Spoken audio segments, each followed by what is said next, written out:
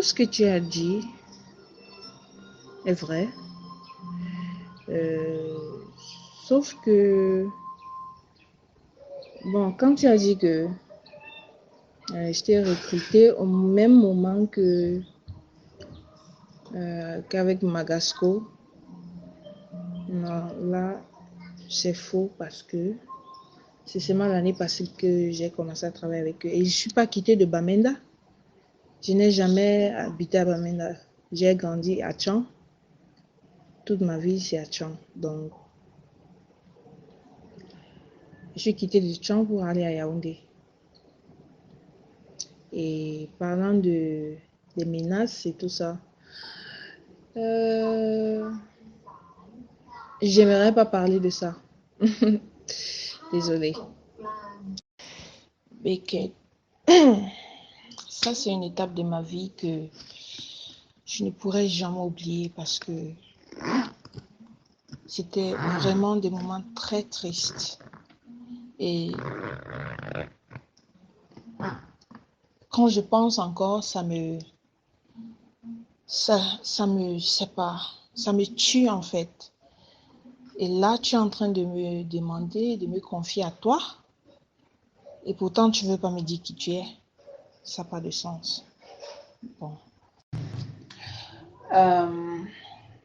En réalité,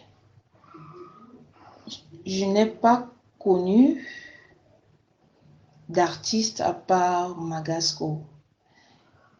Et c'est l'année passée que j'ai commencé à bosser avec Empire. C'est pas comme si on se connaissait depuis ou un truc comme ça. Oui, je connaissais bien Magasco avant parce que c'était un ami, c'est un ami. Mais dit que commencer à bosser là, c'était tôt l'année passée. Je crois en janvier, oui, en janvier.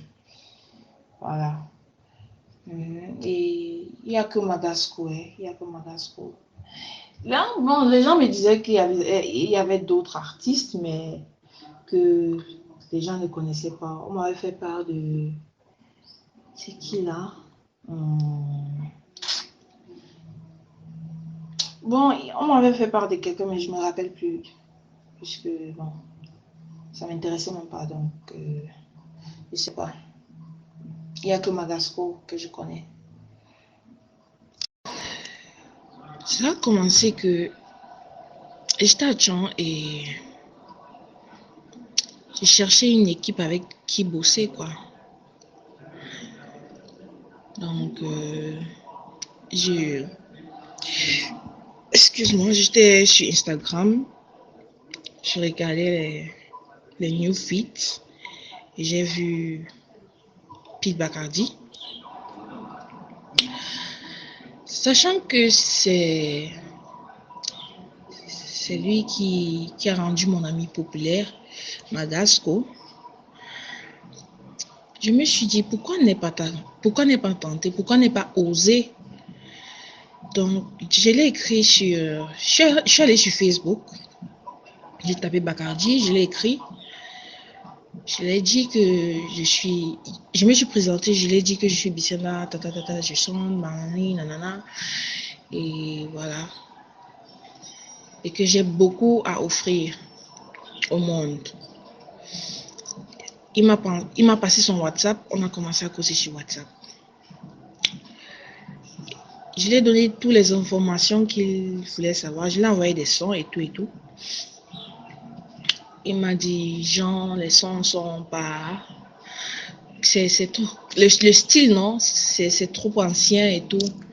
Donc, il voulait que je monte sur Yaoundé pour qu'on puisse causer et tout. Et comme moi, mon père et mes parents, en fait, sont très stricts. Sont des professeurs et moi, j'ai quitté l'école très tôt.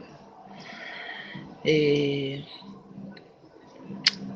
il ne voulait même pas entendre parler de la musique. Même quand mon père aussi, il est musicien, mais pour lui, c'est d'abord les cahiers, l'éducation, l'école. Donc, je ne l'ai même pas fait part de ça parce que je savais qu'il n'allait même pas accepter. Donc, je suis quittée de Tchon. C'était, je pense que c'était le 26 ou le 27 décembre 2016. Je suis quittée de Tchon sans dire à personne. Donc, j'ai en fait abandonné ma famille. J'ai été très stupide, je sais. Je suis arrivée à Yaoundé, je lui ai dit que j'étais à Yaoundé et il m'a dit que pour le moment, il n'est pas à Yaoundé. C'était au Gabon ou là. Je lui ai dit ok. Je suis allée rester avec une amie chez elle à Bastos. Donc j'étais là-bas avec elle. Et pourtant, il m'a dit,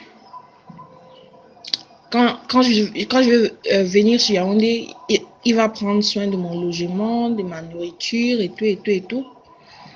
Mais quand je suis arrivée là-bas, j'ai cru que peut-être c'est parce qu'il n'est pas dans la ville, quoi. Il n'est pas au pays. Excuse-moi. Donc j'ai décidé de laisser faire. Je prenais soin de tout. J'étais avec ma copine. Il fallait qu'on paye les factures et tout et tout. Il fallait qu'on mange et tout. Après une semaine ou 2 semaines comme ça, il m'a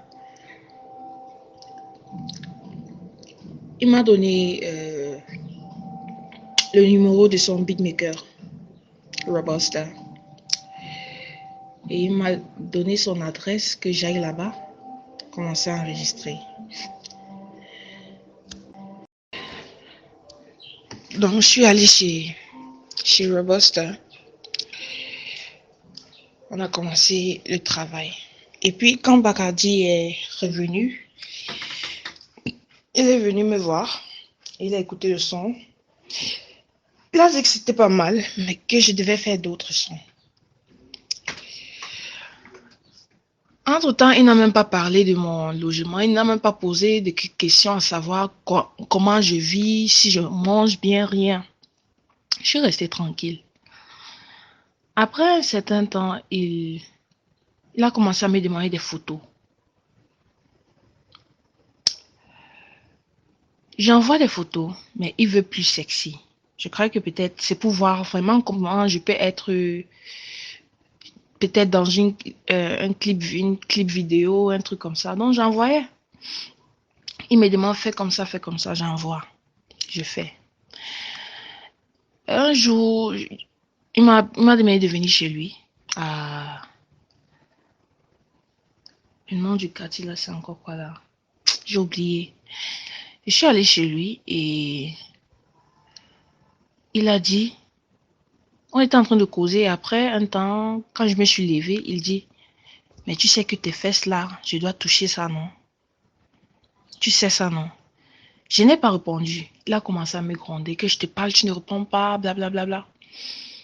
J'ai seulement dit, ok, c'est comme ça, c'est comme ça. Depuis le jour là, les menaces, des menaces.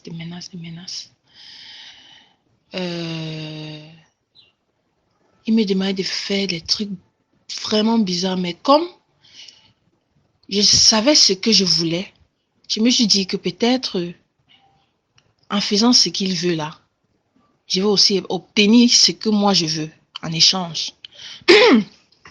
Mais au contraire, ça n'a rien donné. Ça devenait de pire en pire chaque jour. Il me maltraitait, c'est-à-dire que Bakati m'appelait même à minuit. Il me dit viens. Il m'appelle ce matin, il dit viens. Tu es où, tu fais quoi? Laisse tout ce que tu fais là, tu viens ici. Quand je viens, il me demande de me déshabiller. Il dit déshabille-toi. Couche-toi là-bas. Donc, je sais pas. Et en même temps, je me sentais comme si il avait fait, je sais pas. Il m'avait fait un truc, je sais pas. Je peux pas te dire quoi exactement, mais... Et je veux pas que tu penses que je suis en train de le protéger. Non, c'est moi que je protège. Tu comprends un peu? Je me rappelle une fois, il nous a tous invités à une sortie. Je veux dire, toute l'équipe nord de Empire nous avait amenés à... C'est quoi le nom du... C'est une boîte de nuit comme ça, où c'est Caveau, voilà, Caveau. Et nous étions là-bas et il y avait vraiment du monde. Il y avait Magasco, il y avait même Patrick, il y avait tous ces gens-là. Donc, et il y avait quelques gars sur la table qui s'intéressaient à moi.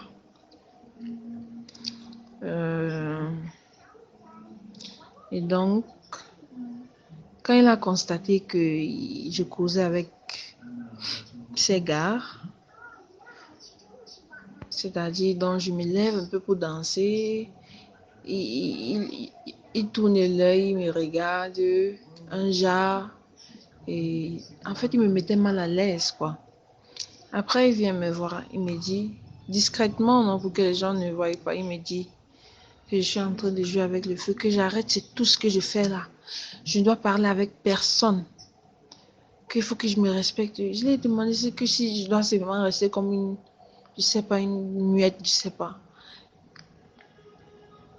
Il m'a dit que il faut pas que je... C'est que je... Il avait dit quoi là? En tout cas, il m'a menacé, donc je me suis arrêtée. J'ai arrêté tout ce que je faisais là. J'ai arrêté de danser, je me suis assise. J'étais là seulement comme ça. Parce qu'il m'a interdit de faire quoi que ce soit. J'étais seulement là comme ça. Tout le monde était là en train de danser. Tout le monde s'amusait, mais moi, j'étais là comme ça.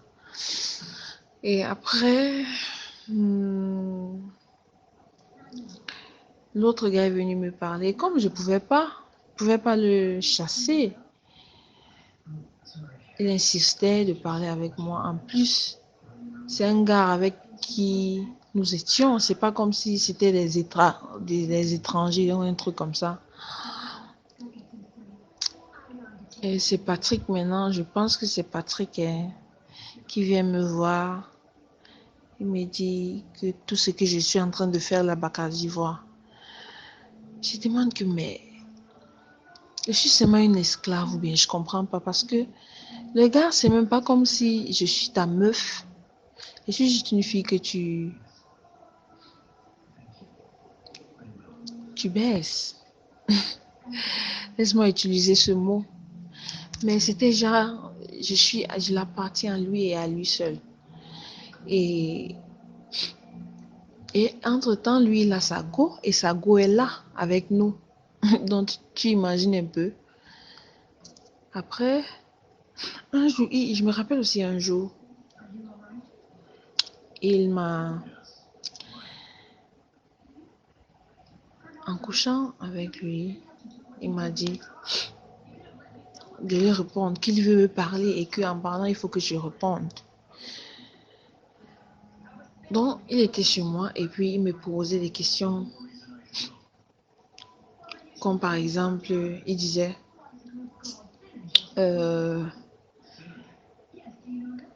tu appartiens à qui? Tu vois? Et je ne répondais pas avant. Mais il m'arrête le coup. Il me dit, je dois parler. Que c'est lui du début à la fin. Qu'il n'y aura plus personne. Des trucs comme ça, des trucs bizarres, quoi. Qu'il me faisait souvent dire. Moi, je voulais pas. Mais j'étais déjà dedans. Je vais faire comment? Donc, il me dit de faire très attention. Je dois plus avoir des rapports avec d'autres hommes. Et il y a que lui qui peut me toucher, il ne veut plus voir tout ça. Mais, et, et quand j'étais quitté de l'hôpital, le même jour, le gars, il fait encore la même chose. Le même jour. Mais je vais faire comment? Je vais faire comment? Dis-moi un peu parce que si je décidais, le temps là, de tout laisser tomber, qu'est-ce que j'allais manger? Où est-ce que j'allais habiter? Et qui paiera mes factures? Je n'avais absolument pas le choix. L'amie avec qui j'habitais, elle en avait déjà marre.